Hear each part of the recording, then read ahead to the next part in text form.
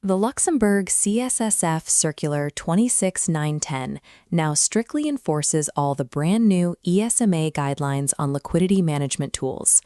We are going to take you from a compliance beginner to fully prepared in 5 distinct steps. By the end of this breakdown, you will have a concrete, documented process flow to select, calibrate, and activate these liquidity tools safely. This process flow ensures your entity remains structurally sound, meets regulatory standards, and can absorb sudden market shocks. The regulatory framework places one entity at the absolute center of liquidity risk management, the Investment Fund Manager, or IFM.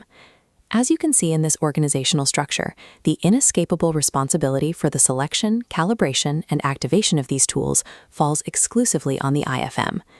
Before you can actually pick a specific liquidity tool, the regulator requires you to complete a comprehensive suitability assessment. This diagram maps the suitability assessment. First is the fund's legal structure. From there, document 5 remaining factors: investment strategy, dealing terms, liquidity profile, stress testing, and investor base. Notice the highlights on legal structure and investor base. These parameters dictate initial tool options. Look at this rejected compliance filing.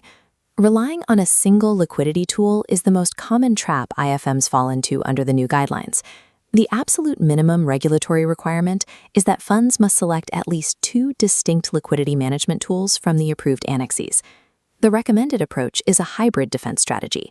Pair one tool designed for normal market conditions with a separate tool engineered for stressed conditions. This decision tree outlines the strategy. On the left, the first pillar, a quantitative tool for everyday liquidity. On the right, the second pillar, an anti-dilution tool, engineered for stressed market conditions. Linking both satisfies the minimum requirement, building a comprehensive safety net. Now that the structural planning is documented, we need to look at the operational reality of actually activating these tools during market turbulence.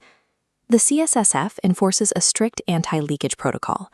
Fund managers must prevent any information from leaking regarding the probability of a tool being activated. This diagram shows an order intake flow. Notice the crossed-out pathway. Providing an early warning to VIP investors about an impending redemption gate is a severe regulatory violation. The rule is that tool activation must be executed in all investors' best interests. To ensure managers avoid using extreme measures in everyday situations, the ESMA Guidelines provide specific operational guardrails for each tool. This matrix maps out those guardrails. Look at suspensions. These are not daily management tools, but reserved for exceptional circumstances. Next is the redemption gate guardrail. This tool is best suited for concentrated investor bases or illiquid assets during stressed periods. Mapping the exact tool to the corresponding market severity ensures the IFM acts proportionally, legally, and without prejudice to any single investor tier. By systematically completing the steps shown in this process flow, the fund manager engineers a fully compliant liquidity management architecture. You complete the 6-factor assessment, lock in the mandatory 2-tool minimum, and enforce strict anti-leakage activation protocols across the board. The IFM is no longer blindly reacting to a sudden liquidity crisis. You are now equipped to actively and safely manage it.